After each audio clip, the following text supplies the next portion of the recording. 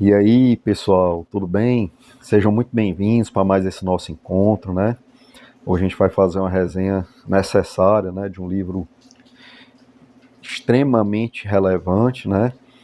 Mas vai ser uma resenha um pouco triste, né? Uma resenha um pouco pesada, né? Porque os fatos são muito pesados, né? Mas é um livro de história, e história ela precisa ser vista, né? A gente está falando do livro Fome Vermelha, né? Da autora Anne Applebaum, uma correspondente do Washington Post, né? Contribui também com outros veículos de comunicação. Ela já escreveu vários livros sobre os regimes totalitários, sobre o comunismo, né? E nesse livro, ela relata especificamente o período de fome na Ucrânia, conhecido como Holodomor, né? Um episódio que todos devem conhecer bem, né?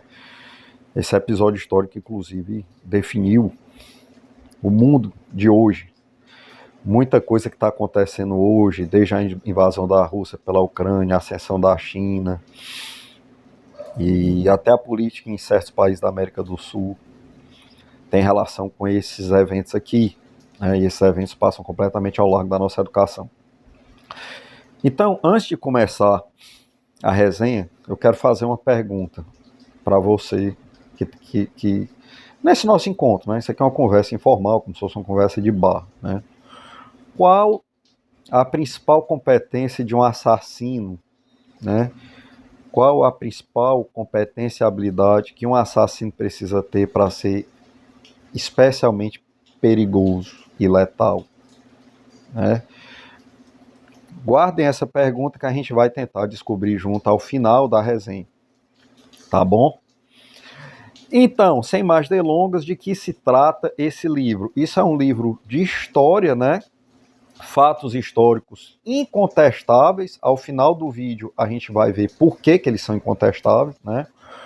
Mas por hora vamos falar do livro, vamos discorrer sobre o livro, né? Então ela começa o livro falando um pouco da história da Ucrânia. O livro é sobre o período de fome, o Holodomor, imposto pelo regime comunista à Ucrânia, né? Então esse vídeo tem estreita relação com muita coisa que está acontecendo hoje, né? Inclusive a guerra lá, né? Ou operações especiais, né? Enfim. Então ele começa o livro com uma breve história da Ucrânia, né? A Ucrânia ela sempre foi uma nação com identidade própria, com língua própria, com cultura própria, com costumes próprios, né?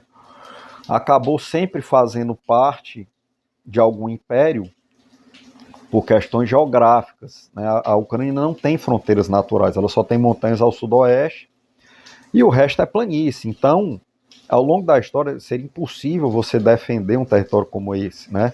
Hoje, nessa era de mísseis balísticos intercontinentais, é outra história, a forma de guerra evoluiu muito.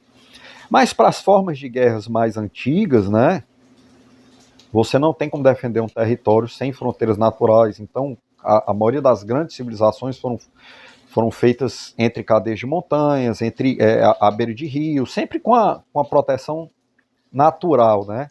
Ou no caso da Rússia, o inverno super rigoroso, que salvou a Rússia várias vezes. Mas a Ucrânia não. A Ucrânia sempre foi uma grande planície.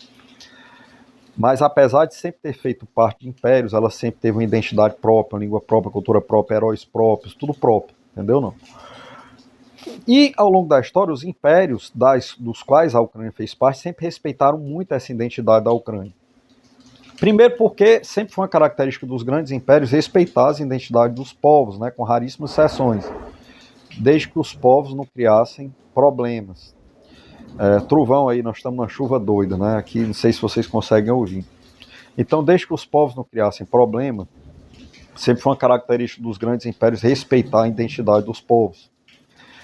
E em segundo lugar, o segundo motivo pelo qual essa identidade sempre foi respeitada é porque a Ucrânia, ela tem uma característica, ela tem uma terra extremamente fértil e o seu povo sempre teve uma habilidade muito grande em cultivá-la, né? Sempre obteve índices de produtividade naquela terra ali absurdos, né? Conhecimento passado de geração a geração. E outra característica marcante é o seguinte: a gente sabe que o conceito de propriedade está intimamente ligado com o conceito de liberdade.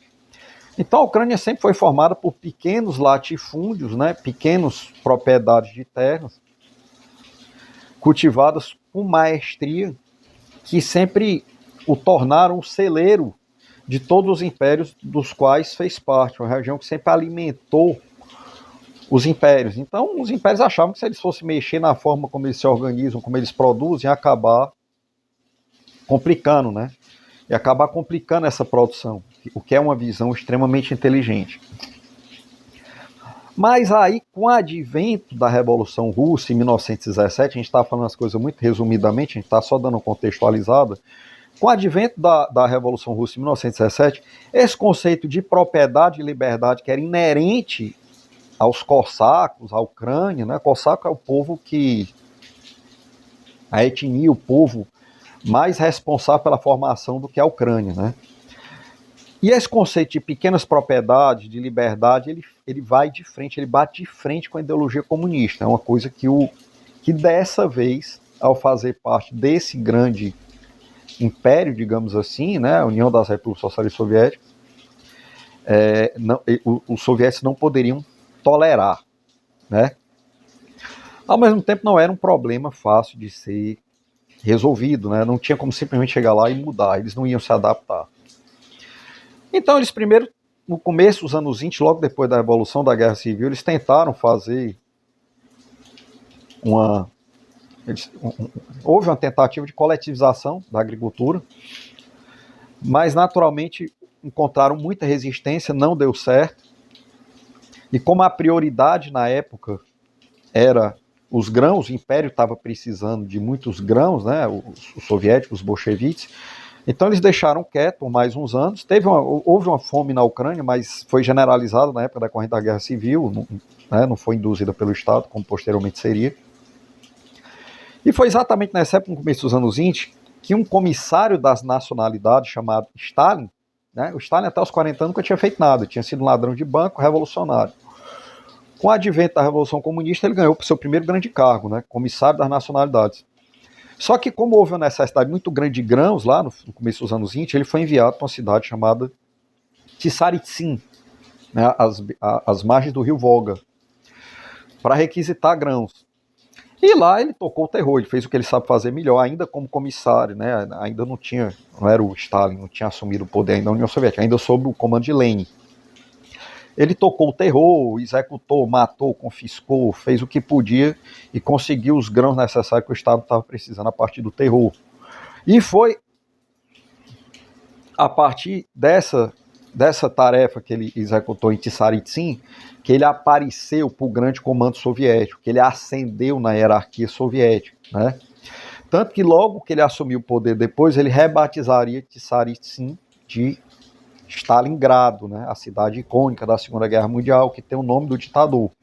Porque foi lá que ele ascendeu para o regime soviético. Então ele tinha um carinho muito grande por essa cidade, né? Só que o regime foi se estabelecendo ao longo dos anos 20, né? E no começo dos anos 30 resolveu retomar o projeto de coletivização e destruição da identidade da Ucrânia como nação, como país. De preferência, fazendo as duas coisas, matando dois coelhos com uma cajadada só, né? Coletivizando as fazendas e ao mesmo tempo destruindo a Ucrânia como país. Então eles primeiro criaram uma campanha de demonização dos kulaks. O que são os kulaks? Era o nome pelo qual eram conhecidos os pequenos produtores agrícolas da Ucrânia, né, que era parte inerente da tradição de propriedade e liberdade que existia lá. Então os kulaks foram extensamente demonizados pela propaganda soviética, né? A propaganda bateu maciçamente nessa tecla. Então toda vez que um regime totalitário quer exterminar alguém ou algum grupo, ele começa com um processo grande de demonização, né? Mas para isso precisa ter o controle da informação. É um assunto que depois a gente chega lá. Então eles começaram a demonizar os kulaks. Depois eles coletivizaram as fazendas na marra, né? O cara era dono de terra, passou a ser funcionário do Estado. E criaram umas brigadas de comissários com o objetivo de confiscar o máximo de grãos possíveis. Então esses comissários saíam por essas fazendas coletivizadas na marra, tocando terror. O símbolo desses comissários era uma ferramenta que era uma longa vara, né, de madeira, com a ponta de metal, às vezes pontuda, às vezes em forma de gancho, que eles entravam de uma vez nas propriedades e saíam furando tudo, colchão, celeiro, tudo que eles furavam, atrás de confiscar grãos. Quem escondesse grão do Estado era imediatamente executado como inimigo da Revolução. Era um comportamento antirrevolucionário. Então, as ordens essas brigadas foram formadas entre ucranianos mesmo, mas entre a escória da sociedade ucraniana, os bandidos, os caras que nunca construíram nada. E de repente deram a chance para esses caras terem um poder maior do que quem sempre fez alguma coisa, né? Então eles saíram confiscando grãos. E saíram assim a ponto de deixar as famílias sem nada, nem o suficiente para a sua própria subsistência básica. E os comunistas bolcheviques ucranianos, que sempre apoiaram o regime, começaram a perceber que as famílias estavam começando a passar fome. Ou seja, eles ainda não tinham percebido que essa era uma política premeditada e induzida pelo Estado, deixar as famílias passar fome. E eles reportaram para o regime lá, cara, as famílias estão morrendo aqui, estão começando a passar fome, a coisa está ficando, os caras estão exagerando o confisco. E o que foi que o Stalin fez? Instituiu um expurgo entre os comunistas ucranianos. Ou seja, saiu matando e sumindo com todos aqueles que estavam começando a perceber que a coisa era intencional, né? E o confisco continuou. E logo o confisco transformou a Ucrânia num local aterrorizante, num local de terror. As pessoas começaram a ficar loucas de fome e começaram a aderir ao canibalismo, né? Então os relatos são assim impressionantes. Quando eu li esse livro eu chorava, eu não conseguia ler esse livro sem verter lágrimas nessa parte dos relatos. Porque as pessoas começaram a caçar umas às outras, né? Amigos que cresceram juntos, pessoas que se conheciam, famílias que se conheciam. Quando a fome chega que lhe deixa louco, as pessoas começaram a caçar. Então uma criança, uma pessoa jovem, uma mulher indefesa, não podia andar sozinha, que ela virava caça, virava presa. Isso já depois de meses de fome, né? As pessoas já completamente loucas, né? Então os relatos aí, você tinha famílias inteiras, e um ente querido morria, as pessoas iam lá e comiam logo o cadáver, né? Os relatos são assim, surreais, impressionantes e muito tristes, né? Eu vi um relato aqui que eu não aguentei, eu chorei quando eu li isso aqui, né? Na loucura da fome, mataram um bebê que era filho deles, comeram um bebê. Quando a fome passou, veio a consciência do que eles tinham feito. É um fardo realmente muito pesado para se carregar durante uma vida. Então, eles cometiam suicídio. Isso aconteceu, não foi uma vez, não foi um fato isolado, né? O canibalismo se tornou generalizado. A Ucrânia se tornou uma terra aterrorizante, né? Parecido com o que a gente vê nessas séries, né? Walking Dead, essas coisas desse tipo, né? E ao mesmo tempo que isso estava acontecendo, o Stalin foi, à medida que as áreas as pessoas iam morrendo e não restava mais ninguém em determinada área, o Stalin iniciou um processo de russificação da Ucrânia. Ele foi criando assentamentos russos nas áreas que os ucranianos abandonavam, morriam todos, né? Eram completamente exterminados. Isso aconteceu principalmente a leste da Ucrânia, porque as áreas que a fome atingiu com mais força variavam, né? Às vezes o cara tinha um rio passando pela região dele, ele conseguia pescar, ou tinha uma floresta, ele conseguia ainda caçar alguma coisa, mas como era planície, não tinha lá muita possibilidade de extrativismo, entendeu? Então, onde o extrativismo de alguma forma era mais possível, as populações existiram mais, mas teve áreas que não tinham para onde recorrer, então as populações foram totalmente exterminadas. E foram implantados assentamentos russos. E esses assentamentos, não por coincidência, foram ao leste da Ucrânia, ali, pegando Donbás até a Crimeia, né? Justamente o território que o Putin tomou agora. Mais tarde a gente fala sobre isso. E enquanto esse processo de russificação, que não se restringia só aos assentamentos, a língua ucraniana foi proibida, você só tinha uma ascensão social se você falasse russo, os cargos públicos era só se você falasse russo e fosse pró-russo, as escolas onde eles controlavam, o idioma era só o russo, eles foram tirando o idioma ucraniano, foram destruindo todas as características, eles foram destruindo a nação, a identidade da Ucrânia como nação, né? Eles foram destruindo aos poucos. né, através de várias frentes, né, a frente cultural, né, e também essa escassez programada induzida pelo Estado, né. E, ao mesmo tempo que isso acontecia, o mundo não tinha ideia, muito poucas pessoas sabiam do que estava realmente acontecendo ali. Porque um dos principais responsáveis pela disseminação de informações para o Ocidente era um sujeito chamado Walter Duranty, correspondente do New York Times em Moscou, né?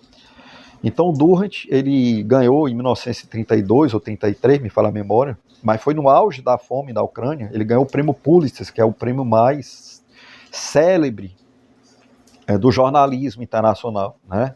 Por uma reportagem sobre como a União Soviética é um paraíso, como ela funciona, como é uma maravilha o comunismo, né? Ele ganhou um prêmio Pulitzer por essa reportagem, justamente no auge dessa fome. E esse prêmio prevalece até hoje, não foi retirado. Então, exatamente eu chamo a atenção de quem está nos assistindo como é importante para os regimes totalitários o controle total da informação, né? Essa única pessoa, Walter Duranty, era um jornalista corrupto que vivia em Moscou, era tratado como um rei pelo regime, ele tinha as melhores mulheres à disposição, as melhores amantes, comia do bom e do melhor, caviar com as melhores vodkas, melhor champanhe, morava num endereço fantástico em Moscou, era tratado como um rei, como um verdadeiro czar. E esse único cara que foi responsável pela disseminação dessas informações no Ocidente, ele pode ter mudado o rumo da história da humanidade. Porque o Roosevelt acompanhava muito as informações dele. Ele construiu em parte da sociedade americana uma simpatia muito grande pelo comunismo, né?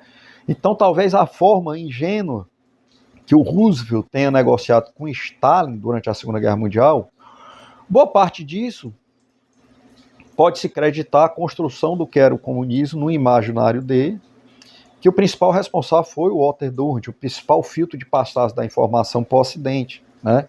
Aliás, o New York Times tem uma longa história de corrupção jornalística apoiando o comunismo, mas se a gente for falar nisso aqui, é 3 vídeos, é outro assunto. Só que é importante ressaltar que exatamente nessa época, um jornalista extremamente corajoso, extremamente esperto, conseguiu furar essa bolha.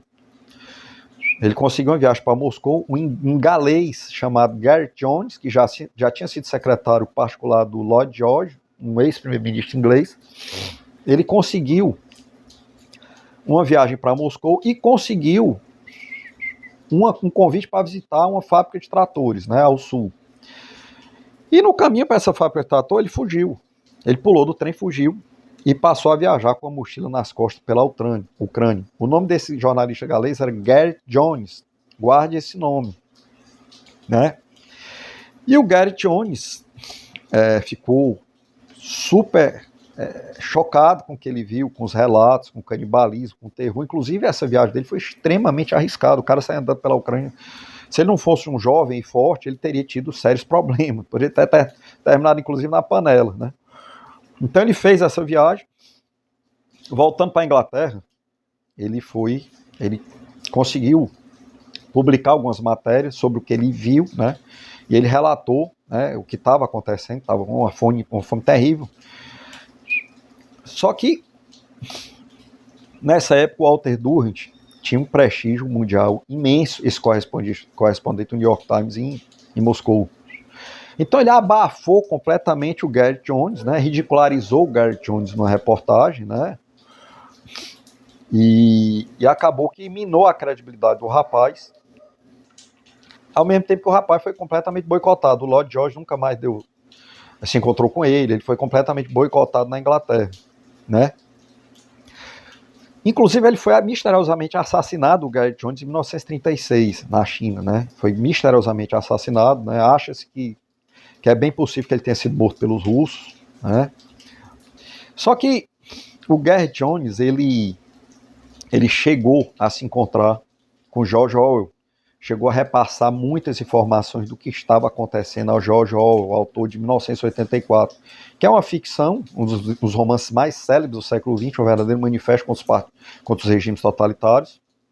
E o George Orwell, que já tinha tido um contato com o comunismo na Guerra Civil Espanhola, quase morreu, inclusive, né? Quase foi morto pelo regime, né? Apesar de ser ter ido do lado da vida dele para lutar pelo comunismo, num país que não era o dele, ele quase foi morto pelo regime.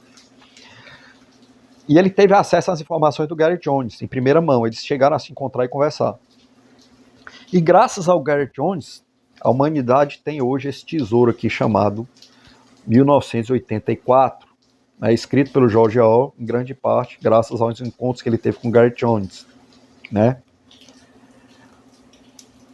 Outra indicação, a vida do Gareth Jones foi transformada em filme há muito pouco tempo atrás, um filme chamado A Sombra de Stalin. Esse filme tinha no Netflix há muito tempo, não sei se ainda tem, né? Vou até olhar se ainda tem, eu assisti, o filme é fantástico. O filme mostra o Warren Durrit, mostra ele lá caminhando pela Ucrânia, a peregrinação dele, na época da fome, e mostra os encontros dele com George Orwell, né? E a partir de 1934, depois de todo esse estrago, depois de em torno de 2 anos de estrago, o regime foi normalizando a distribuição dos grãos, ainda muito pouco, mas o suficiente pelo menos para as pessoas não morrerem de fome. Então foram 2 anos assim de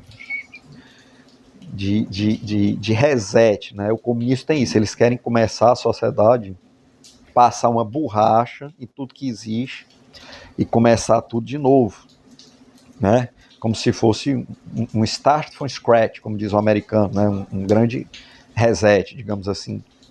Então eles começaram a refazer a sociedade ucraniana do zero, depois de 2 anos de fome absoluta, de terror, né? E esse período foi batizado de Holodomor, né? Morte pela fome, pelos ucranianos. Só que ele não conseguiu distribuir isso da memória das pessoas, porque o testemunho foi muito grande, né? Então ele foi normalizando, e foi tomando conta das instituições, e a Ucrânia foi caindo completamente sob domínio soviético, né? Ele começou praticamente do zero a sociedade. E o livro é basicamente isso, e as consequências, né, culturais. E o que é que se pode dizer sobre todos esses fatos? Cara, muita coisa.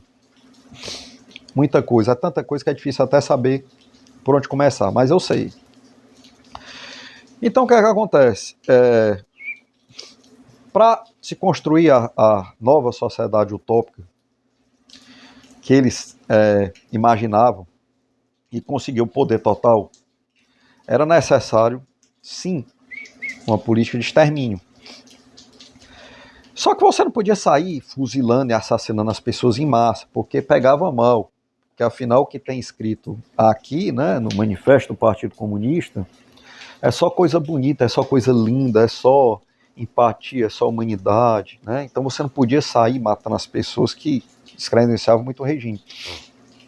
Então eles foram aperfeiçoando seus métodos de extermínio. Eles primeiro criaram os campos de concentração, os gulags, né? Mas também não queriam matar as pessoas com execuções frias, né? Porque também é muito difícil controlar, até os próprios soldados ficarem matando era ruim.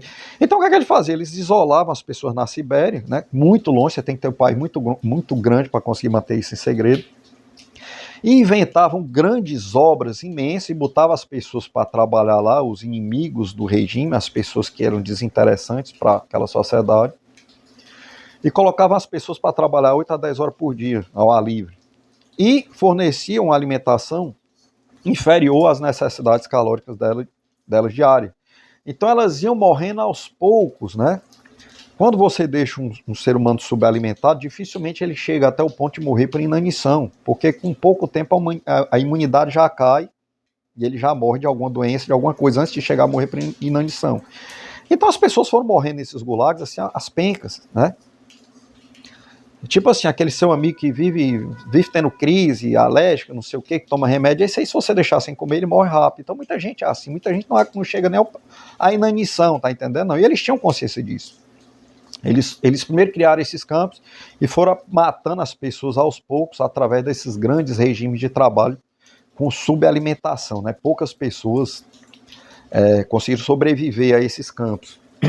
Isso aqui a gente tem um prêmio Nobel de literatura Alexander Solzhenitsyn, que no livro Arquipélago Gulag, que a gente vai resenhar aqui, ele detalha direitinho como era a vida nesses campos, né? As palavras de um sobrevivente. Só que mesmo os campos em si, se o seu objetivo é matar uma grande quantidade de pessoas e resetar uma sociedade, representava uma dificuldade logística, né? Para você ocultar isso aí, deixar... Tem que ser muito longe, então você pegar uma sociedade inteira, levar para lá, dá muito na vista. Então eles foram aperfeiçoando os métodos. Então os bolcheviques logo criaram a consciência de que a própria fome é uma arma de destruição em massa. Se o ser humano não consegue ficar nem um mês sem comer, né? Antes de morrer de inanição, morre logo de doença. Para que você precisa de bomba atômica ou coisa parecida? Para que você precisa de campo de extermínio, como os nazistas fizeram? Você não precisa nada disso. Basta tu cercar uma área e confiscar os grãos. Então tem um trecho aqui que ela evidencia.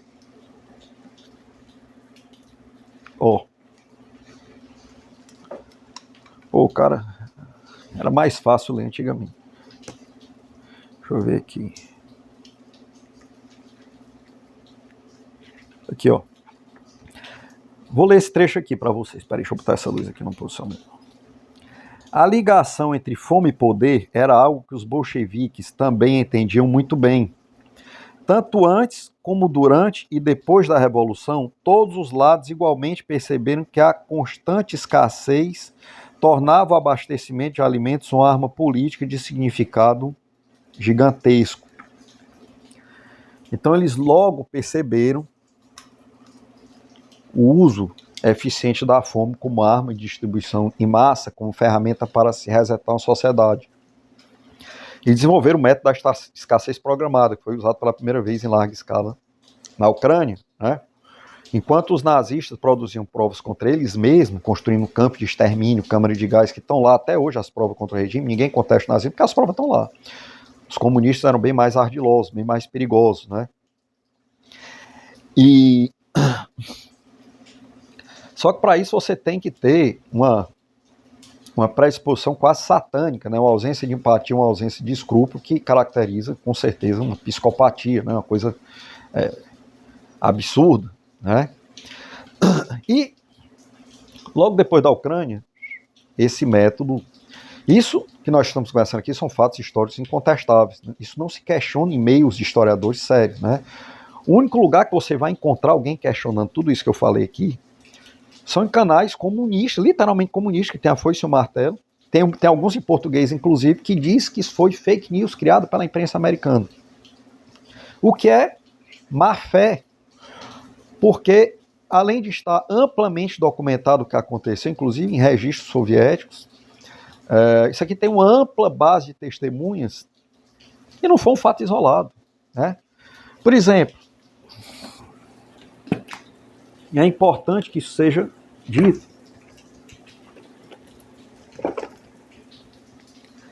A escassez programada, ela foi usada exatamente da forma como Stalin desenvolveu na China, numa escala muito maior, nos anos 50 e 60, né?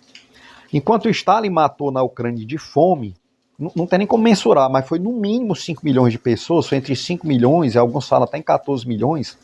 Aqui o Mao Zedong matou 45 milhões do seu próprio povo, né? Usando exatamente os mesmos métodos que Stalin. E está tudo detalhado aqui nesse outro livro, que a gente pode resenhar também, mas assim, não é muito diferente daquele, é tudo que eu falei para vocês aqui, só que em escala muito maior. Então, essa barbárie, ela definiu a história da humanidade do século XX. Na minha opinião, tudo que eu estudei de história a minha vida toda, até a ascensão do nazismo da Alemanha, eu acredito a culpa aos bolcheviques, né? O que fez o Partido Nazista ter muito financiamento, muita atenção e muito apoio foi o pavor que os alemães tinham em relação às barbáries que os bolcheviques estavam cometendo no leste europeu, né? Aquele grupo de ex-militares parecia a única força capaz de lidar com os bolcheviques usando a força, os seus mesmos métodos, né? Então aquela velha pergunta, como é que uma civilização, uma sociedade civilizada como a alemã aderiu a isso, né? Por falta de informação, até onde o regime poderia chegar, mas principalmente por medo do que estava acontecendo no leste europeu, né? Aí você vai perguntar, por que a gente nunca aprendeu isso? Porque a gente nunca teve acesso a essa informação. Cara, se você pegar os livros do patrono da educação brasileira, Paulo Freire, isso não é eu aqui criticando, não. Tá lá no livro dele. Ele defende o Mao Zedong durante o livro dele. Os livros dele, ele defende o Mao Zedong, que ele chama de Mao Tse Tung, né? Então a nossa educação, ela foi editada. Você passa pelo primeiro, segundo e terceiro grau, sem aprender quais foram os principais eventos que moldaram não só o século XX, mas o mundo de hoje. Não é à toa que os territórios que o Putin tomou foram exatamente os territórios onde os assentamentos russos foram mais estabelecidos, né? O leste da Ucrânia, né? Então, até hoje, esse processo de russificação da Ucrânia, ele ainda está em andamento. Ele parou durante a queda da União Soviética, mas foi retomado pela Rússia hoje, né? Isso é apenas a continuação do trabalho que os bolcheviques começaram, né? Então, assim, é como em Matrix, que o cara mostra a pílula azul, a pílula vermelha. Você quer a pílula vermelha da verdade? É essa. Só que ela dói, né? Quando a gente olha para frente, quando a gente olha para tudo que está acontecendo no mundo hoje e vê que tem relação direta com esses fatos que eu coloquei aqui, é uma coisa que dói um pouco, né? Então, a pergunta que a gente fez no começo do vídeo, eu espero que vocês tenham guardado, qual a principal competência de um assassino? O que é que torna um assassino especialmente perigoso? Não é a capacidade de matar. Matar qualquer um que tem uma vocação para a violência ou ausência de empatia, consegue matar. É a capacidade de ocultar um crime.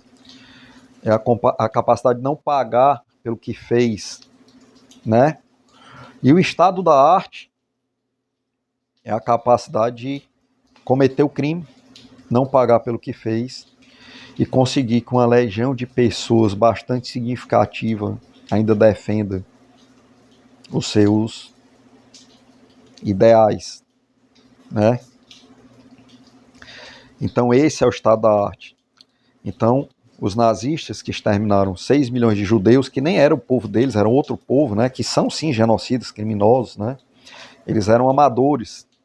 Eles fizeram isso colocando na sua ideologia que iam fazer, eles fizeram isso produzindo provas contra eles mesmos, construindo campos de concentração.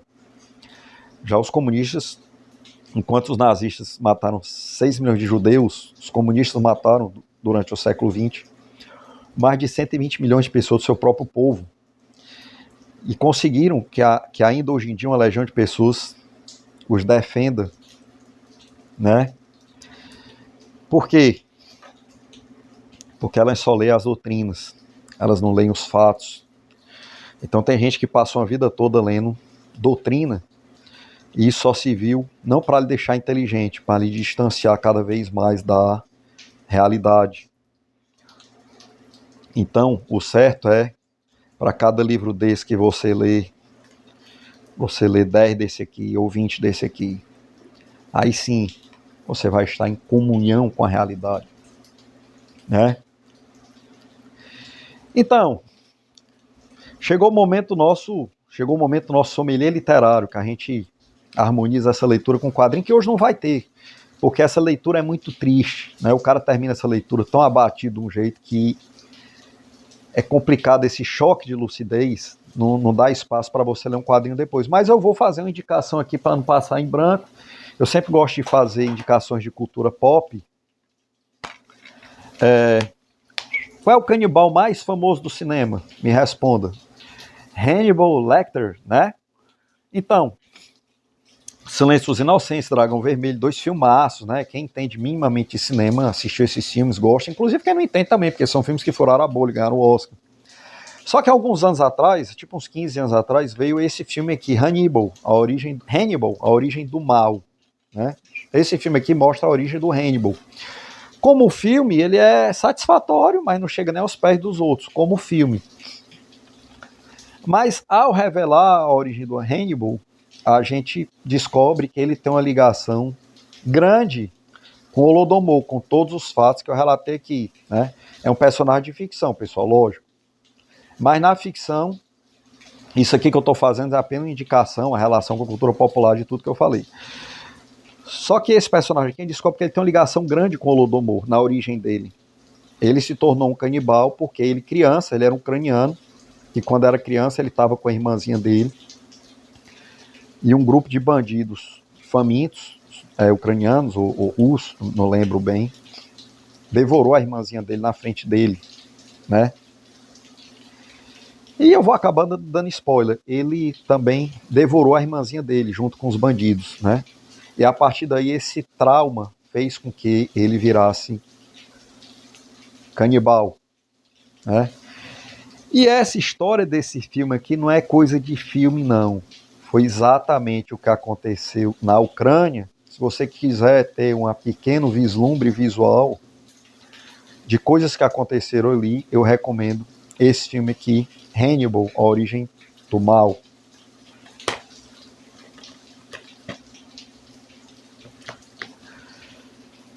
Pois é isso, pessoal. Vou colocar um ponto final na nossa resenha, agradecer pelo nosso encontro e prometo que a próxima será mais leve. Pois um abraço, que Deus abençoe e proteja a todos.